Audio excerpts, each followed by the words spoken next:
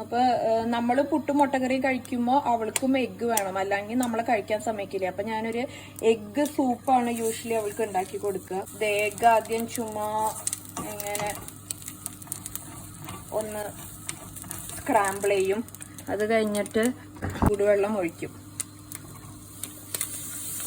അപ്പൊ ഇതാണ് അവളുടെ എഗ്ഗ് സൂപ്പ്. കുറച്ച് വെള്ളം ഇട്ട് കൊടുത്തു കഴിഞ്ഞാൽ കുറച്ച് വെള്ളവും അകത്ത് ചെല്ലുമല്ലോ എന്ന് വിചാരിച്ചിട്ടാണ്. വെള്ളം കുടിക്കാൻ ഇച്ചിരി മടിയാണ് അവൾക്ക്. അപ്പോൾ നമ്മളിങ്ങനെ എഗ് സൂപ്പൊക്കെ ആയിട്ട് കൊടുക്കും. പിന്നെ നമ്മുടെ ഫുഡ് കഴിക്കാതിരിക്കാനാണ് ഇങ്ങനെ ചെയ്യുന്നത്. അല്ലെങ്കിൽ നമ്മുടെ എരിവും പുളിയുള്ളതൊക്കെ അവള് കഴിക്കും, നമ്മളെ കഴിക്കാനും സമ്മതിക്കില്ല. എഗ് സൂപ്പ് റെഡിയായി. ഒരാൾ എൻ്റെ ബാക്കിൽ റെഡി ആയിട്ട് ഇരിപ്പുണ്ട് കേട്ടോ.